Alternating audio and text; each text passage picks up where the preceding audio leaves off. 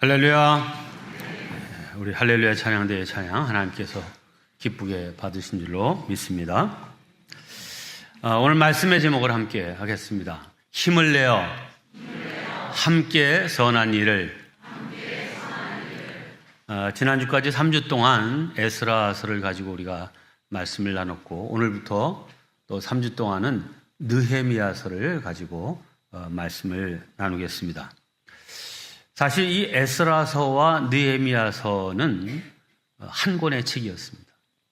그래서 여러분들이 에스라 맨 마지막 장과 느헤미야서를 이렇게 보면 맨 마지막이 마친 것 같지 않게 에스라서가 끝나고 느헤미야 1장을 보면 그냥 이렇게 연결되는 거구나 하는 것을 알 수 있습니다. 이제 한 권의 책이었는데 저자를 따라서 에스라서, 느헤미야서로 나눠졌다 하는 것입니다. 아무튼 이 에스라서와 느헤미야서가 아주 내용적으로 밀접한 연관을 가지고 있습니다. 포로 귀환의 3차에 걸친 포로 귀환의 역사 이야기가 여기에 기록되어 있는데, 이미 이제 에스라서 우리가 공부하면서 많이 했어요. 도표도 집에 가서 보셨나요? 공부를 했는지 좀 확인하겠어요. 자, 1차 귀환은 페르시아가 이제 바벨론을 무찌르고 제국을 딱 형성한 고레스 왕이 유다 백성들에게 고국으로 돌아가도 좋다라고 하는 해방의 명령과 함께 스룹바벨을 지도자로 세워서 뭘 재건하라 명령했어요? 성전을 재건하라 명령했습니다. 금방 잘 됐나요?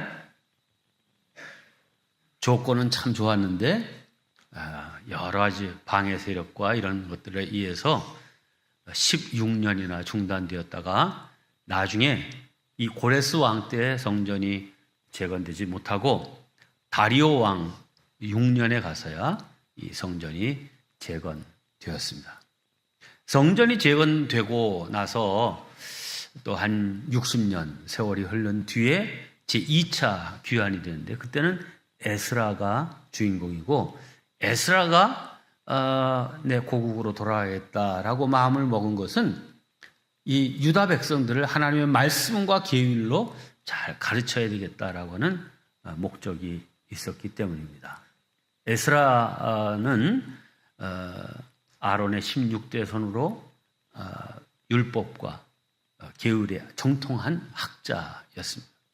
또한 그 당시 페르시아의 왕은 아닥사스다였는데, 이 아닥사스다 왕하고도 아주 친밀한 관계를 맺고 있어서 원하는 건 뭐든지 다 들어주는 그런 사람이라서 이제 이 예루살렘으로 귀국할 수 있었습니다.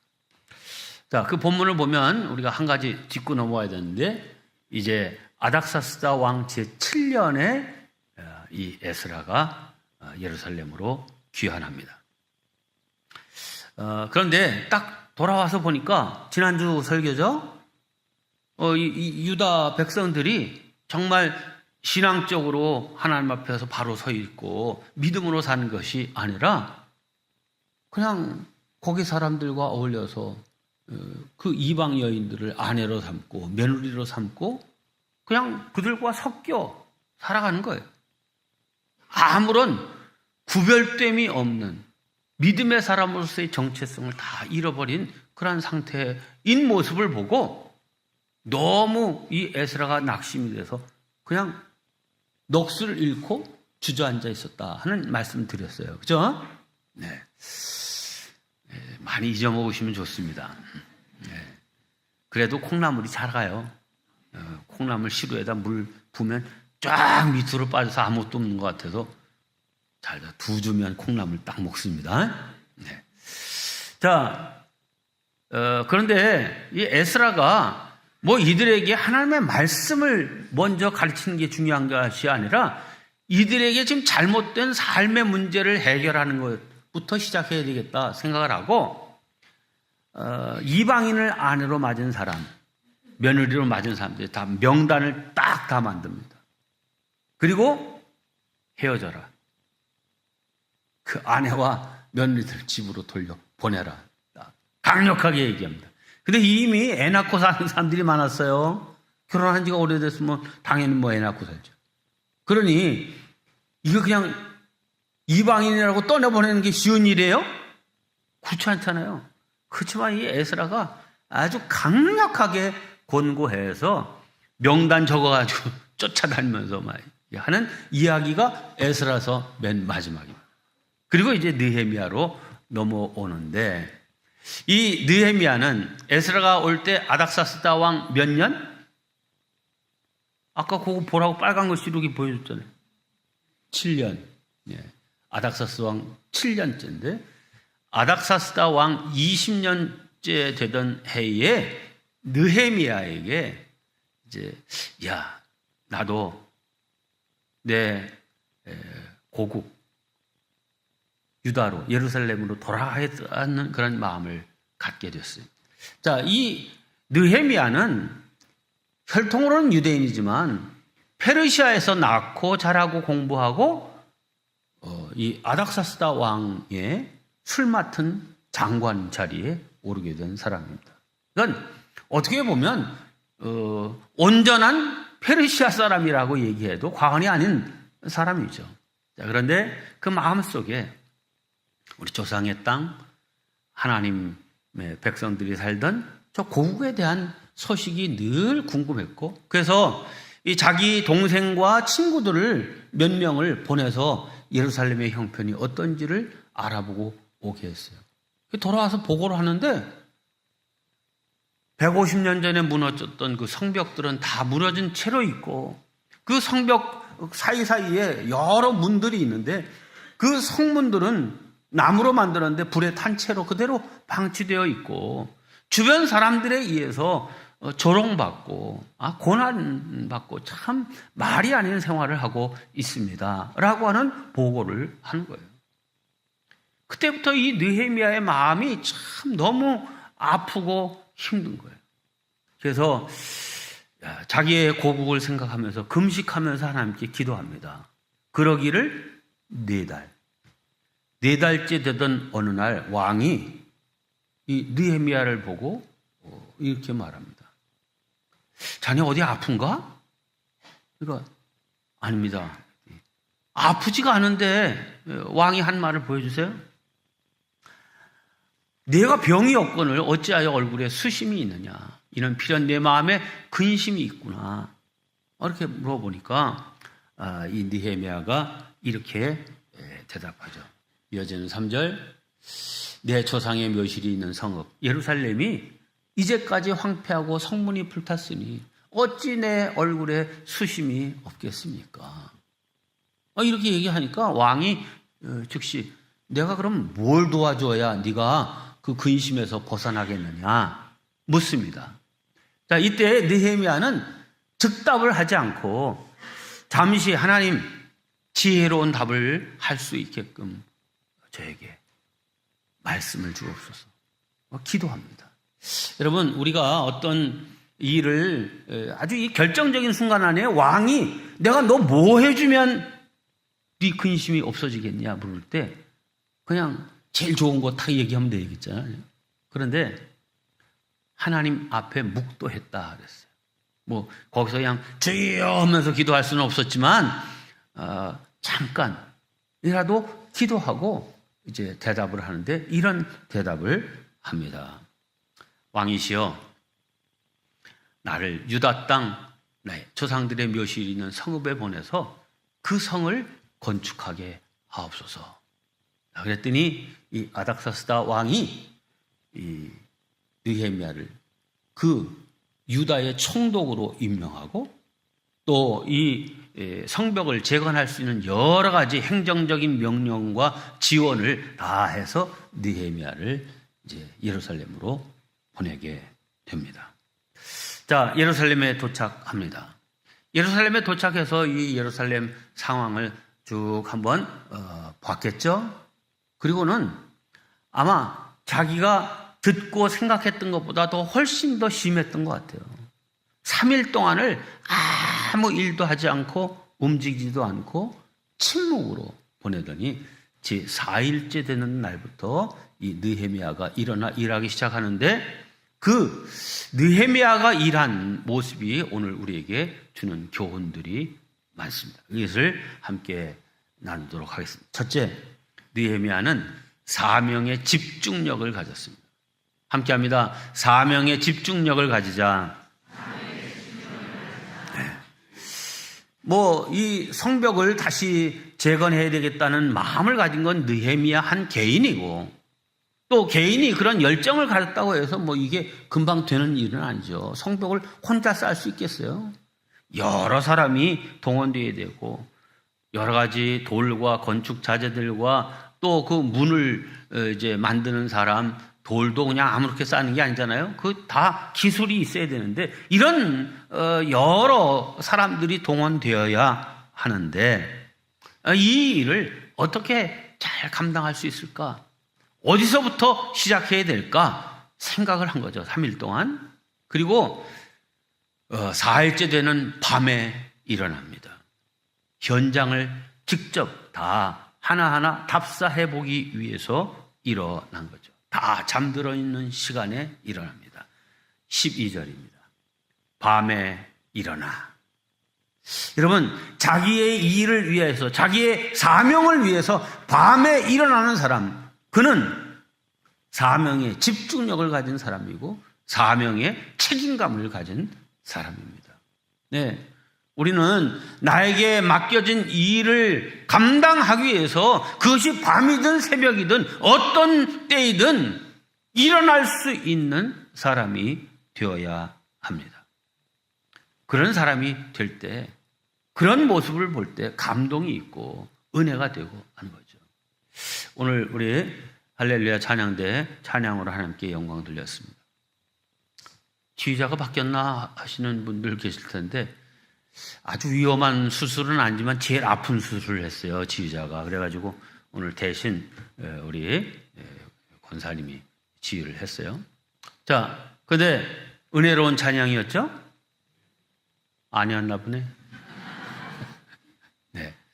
네, 우리 말씀을 듣기 전에 하나님께 영광 돌리고 우리의 마음 문이 열리고 하는 이 중요한 역할을 우리 찬양대가 합니다. 네, 이러한 찬양을 하나님께 드리기 위해서는 그냥 목소리를 드리는 게 아니에요. 시간을 드리고 시간의 헌신이 있고 한 거죠. 일부 시온 찬양대는요, 제가 이렇게 몇 분한테 물어봤어요. 했더니 이 찬양대를 위해서 5시에 일어난대요. 그리고서 이제 닦고 여기 6시 50분까지 와서 아침 6시 50분부터 연습해서 8시 예배에 찬양을 하는 겁니다. 요즘은요, 해가 짧아가지고 8시 예배 시작할 때도 깜깜해. 그게 6시 50분까지 여기 나오려고 그러면 어떤 사람은 6시부터 집에서 나와야 되니 캄캄할 때 나오니까 이게 단지 목소리를 드리는 헌신이 아니에요. 시간과 정성을 드리는 헌신이죠. 자, 이런 헌신, 하나님께서 그 사명, 너에게 맡겨진 이 사명을 감당하기 위해서 내가 애쓰는구나. 그래서 그 사명감을 가지고 하는 일을 하나님께서 기쁘게 받으시는 줄로 믿습니다. 저나 여러분이 교회에서 맡은 어떤 사명이든지 그 사명을 잘 감당하기 위해서 이 느헤미야처럼 밤중에라도 새벽에라도 일어서는 그런 결단이 있는 헌신이 있기를 주의 이름으로 축원합니다. 두 번째, 이 느헤미야, 현장에 맞는 일이 되도록 그 현장을 점검하고 계획한 사람입니다.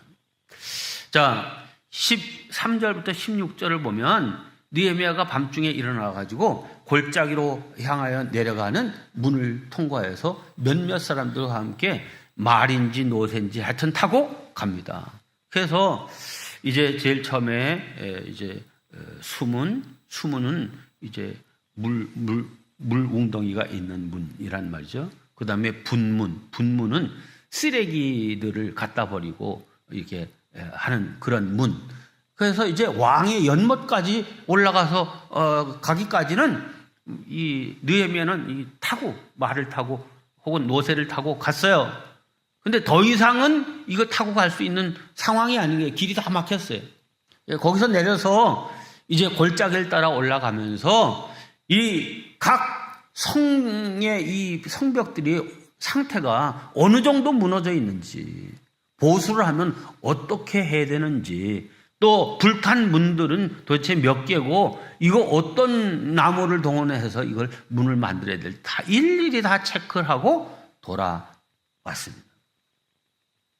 자, 우리가 어떤 책임을 맡았을 때 이 현장을 잘 돌아보고 그것을 어디서부터 어떻게 해야 될지를 잘 생각하는 이것이 사명을 감당하는 데 있어서 참 중요합니다. 이 현장 중심의 경영, 뭐 이런 얘기 많이 듣잖아요. 근데 벌써 오래된 얘기죠. 2007년도에 우리 감리교회가 처음에 선교사들이 들어올 땐 지역을 분할해서 선교를 했어요. 그래서 이 경상도, 전라도 지역은 다 장로교 지역이었습니다. 우리 감리교회는 충청도, 강원도, 서울, 경기도는 공동이었고요. 황해도 또 강원도 이런 데는 또 감리교 지역입니다. 그래서 보면 그런 지역에 가면 다 또 감리교회가 많아요. 평양 공동 지역이었습니다.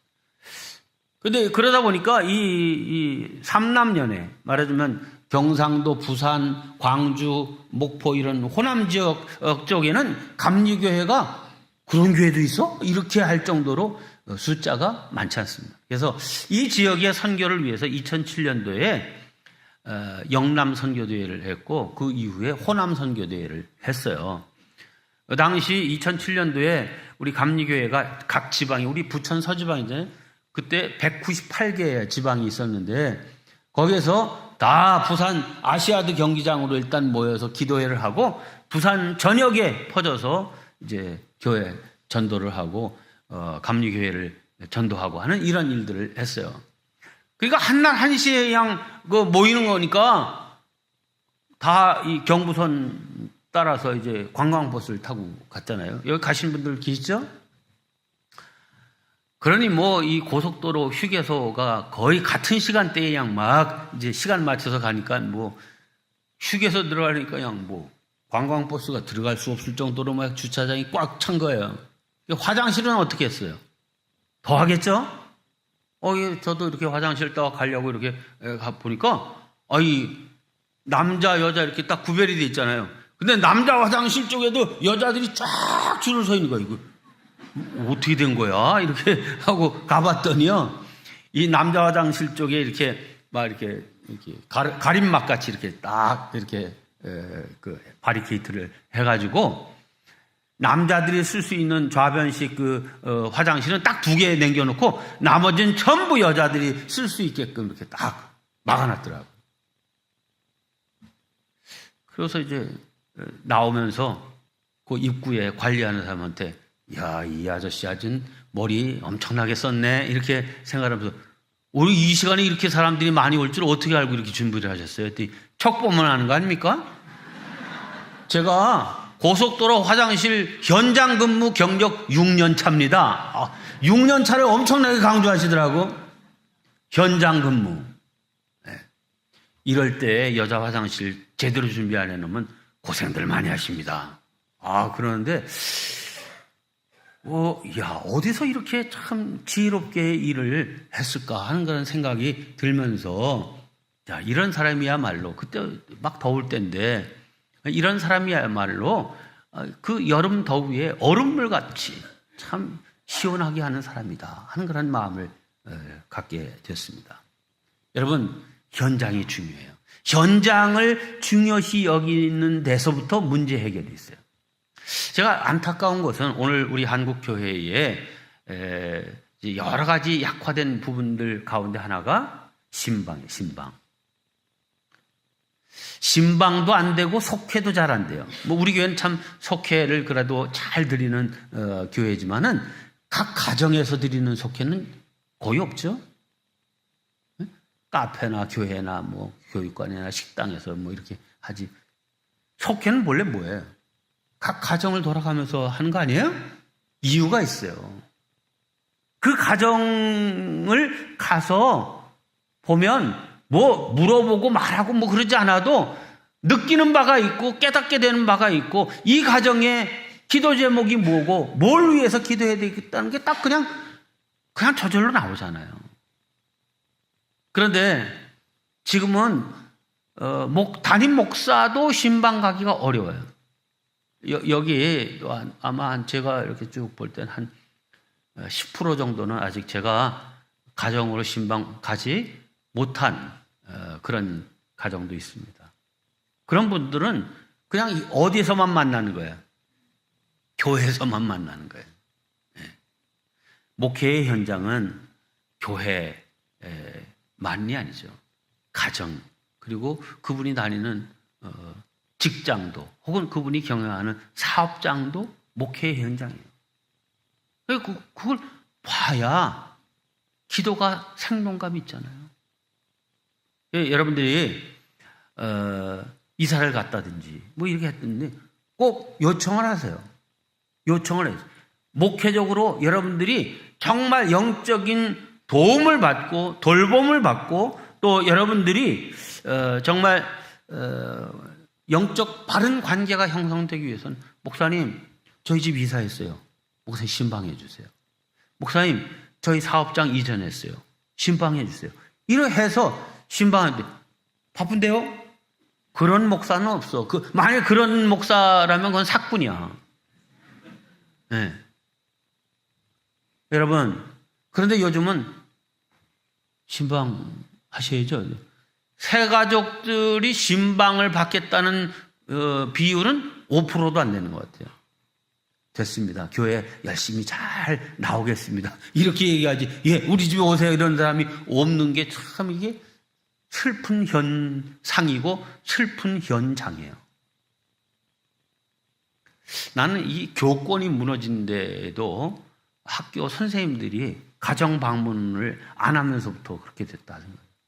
그러니까 뭐 선생님은 가르치는 사람이고 학생은 배우는 교사와 학생이라고 하는 이 관계 외에 그 속에 벌어지는 인간적인 배려와 돌봄 이런 것들이 다 없다 보니까 이 문제인 거죠.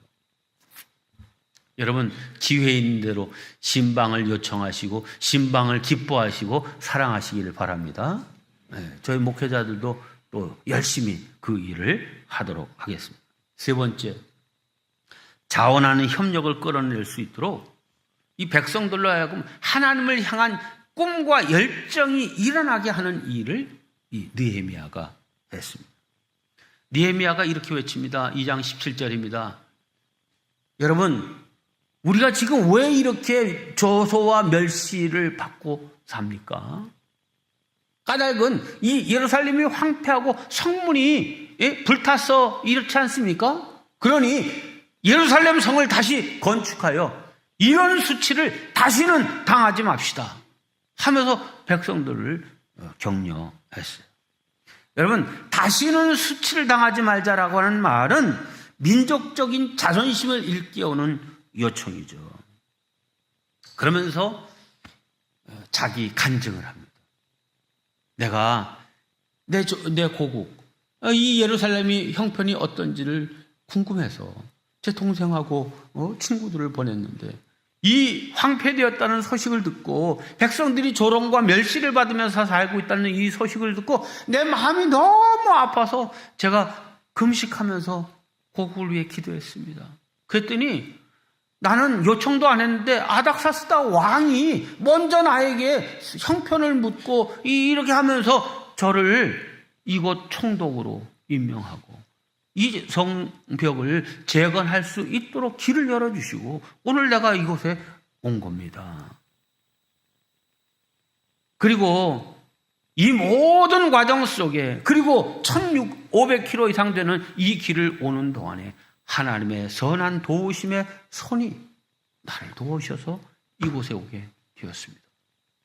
이런 간증을 하니까 백성들의 마음 속에 이제 다 식어지고 거의 사라졌던 열정이 다시 일어나기 시작하면서 이들이 뭐라고 대답하냐? 18절에 보니까 일어나 건축하자!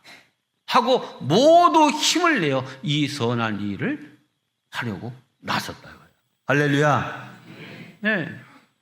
자, 느헤미야는 이제 구구절절 길게 설명하지 않았지만 이 일은 내 생각이 아니라 여러분들의 생각이었고 여러분들이 원한 바였습니다. 여러분, 바벨론을 떠날 때 여러분이 어떤 심정으로 떠났습니까? 바벨론 살기 더 좋았잖아요. 하지만 바른 믿음의 삶을 살고 하나님의 백성으로 살기 원하는 마음으로 가산 다 정리하고 이곳에 온 것 아닙니까? 그런데 그때의 열정을 지금 잃어버리고 그냥 되는 대로 살면 아닙니다. 여러분, 성벽 제거는 여러분의 일이 아니라 진정 우리의 일입니다. 단순히 이게 한 공사가 아니라 우리 민족을 하나님 앞에 바로 서게 하는 일입니다. 이렇게 이제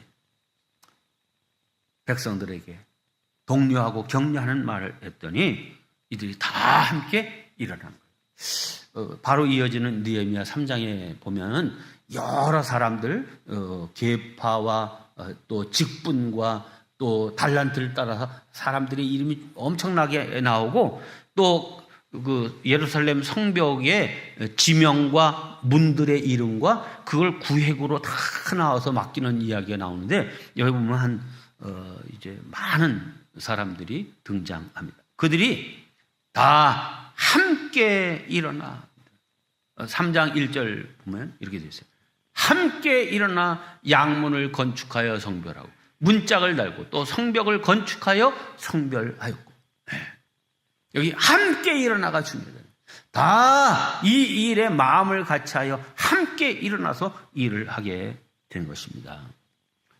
그것을 위해서 영적 지도자들이 앞장서고 또 백성들의 지도자급에 해당되는 사람들이 설선수범하도록 독려한 결과 이제 놀랍게 이 일이 성취되게 되었습니다. 하지만 하나님의 일에는 언제나 방해 세력이 있어요. 그래서 이 백성들이 일어났다, 성벽을 재건하기로 했다라는 얘기를 듣고 비웃는 무리가 등장합니다. 이게 마지막 2절입니다. 하지만 느헤미야는 그 비웃는 무리들을 두려워하지 않습니다. 19절 보면 이렇게 얘기해요.